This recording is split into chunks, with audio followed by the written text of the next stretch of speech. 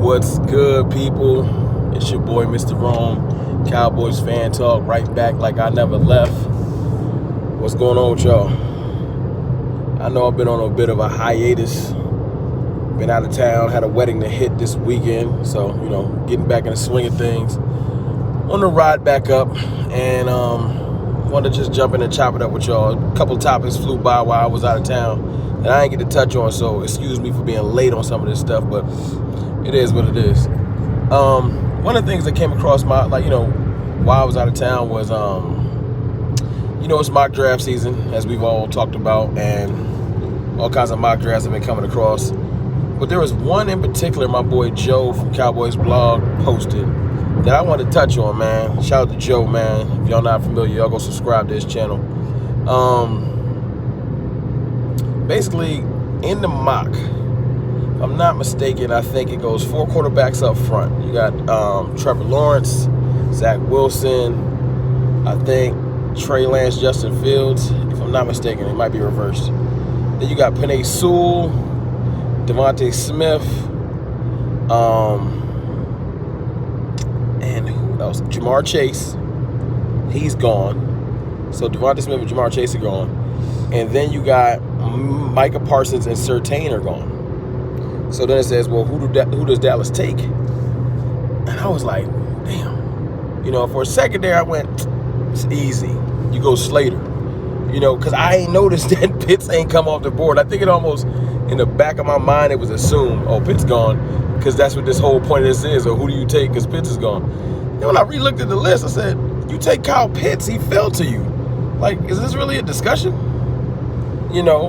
But then, step back, further analysis is like, damn, if you had to pick between Kyle Pitts and Slater, who do you go with? Now, everybody that's on the Pitts train is like, why is this a discussion? Like, you go Pitts, you move on with your life to further offensive success. It's not really a question. But team building wise, can you just pass on Slater, the ultimate offensive line weapon? And I know that sounds crazy, offensive line weapon, but apparently Slater can do it all. Like, do it all. Like, play all 5 positions on the line, which is crazy to me that he can do that. But he can. So, do you just pass on that? Because you can absolutely take Slater, plug him in at guard, and change your offensive line instantly. Sorry to Connor Williams. I've been trying to throw him off the cliff like in game forever, but it is what it is. If Slater's there and Pitts is gone, which kind of makes more sense to me if Pitts was gone on his list, and say it was between like Slater and Micah Parsons, this wouldn't be a discussion. Slater and Pitts makes this kind of hard to figure out because you're like, who am I going to go with? I'm going to let y'all know right now. I'm going Kyle Pitts because, like I said, what he would do to our offense in the red zone is crazy. And as much as I hate Connor Williams, he is serviceable at guard. He's not like, he's a starting guard in the league. Do I want him to be better? Yes. But that's because he plays next to Zach Martin, and you start looking at the disparity like, Zach Martin is incredible. And you get mad at Connor Williams. But Connor Williams would start in other teams in this league, like, no question. Like, he wouldn't get out the league if we cut him. He'd get picked up instantly. He wouldn't make it through waivers. So, with that being said, but Slater is a beast, man. He handled Chase Young alone. He's nothing that, like, I know, like, looks-wise, when you first look at him, he looks more like a guard than a tackle, but he can play every position, even center, apparently. But Kyle Pitts, man, that catch radius, like, how you gonna pass that up? Like, seriously. I just wanted to jump in here and ask y'all the question, because when I saw this list, like I said, my mind instantly thought that Pitts was gone, so I went Slater. But then, when I noticed that, okay, they both there, that's the point of this whole exercise. Who do you go with?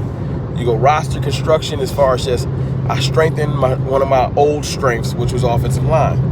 But our new strength has become offensive weapons. So do I take Pitts and make our offense like damn near unstoppable, getting our quarterback back, the mismatches that Pitts creates, and then you got to try to cover Michael Gallup, CeeDee Lamb, and Amari Cooper. It's just, that's a algebraic equation that defenses don't want to try to crack. But with Slater, it would bring Zeke back to prominence. I feel like Zeke would go back, but is that the direction the team want to go? I think Zeke's going to have a great year, but are we really trying to bring Zeke back to prominence? I know his paycheck says yes, but you paying Dak essentially 40. It ain't the exact breakdown, but essentially 40. So you got to find a way to justify that. And if Pitts is there, we taking him. Oh, one more last thing. If I hear one more person say Jerry was infatuated with Johnny Manziel too, and look who we took. First of all, ain't no Zach Martins in this draft. I know y'all people been comparing Slater to Zach Martin. He's not Zach Martin. He's great. He's not Zach Martin. Two, Johnny Manziel at his height was never even close to what Kyle Pitts is. He was never considered generational. He was hopefully going to be an NFL starter. Obviously, that didn't work out because he's not NFL caliber quarterback. Jerry's infatuation with Johnny Manziel was more so he was looking at ticket sales.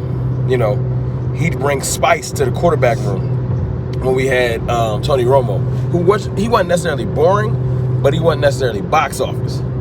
So in my mind, I'm looking at it like this, man.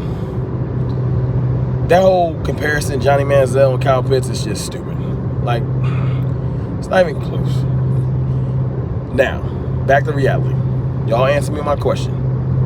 If the board shakes out like you see on the thumbnail, who do you take? When it comes down to if Surtain is gone, Parsons is gone, which I think we're not considering, Pitts is there, Slater's there. Do you want one of the better offensive linemen that's come through in the last couple of years? Do you take him and strengthen this line, or do you take Kyle Pitts, strengthen our offensive weapons, and pretty much help the defense by putting the scores up to where teams can't even run? They gotta pass. Y'all tell me, man. But look, I'm going to keep up on this road trip. I'm going to holler at y'all a little bit later. It's your boy, Mr. Ron. Y'all let me know.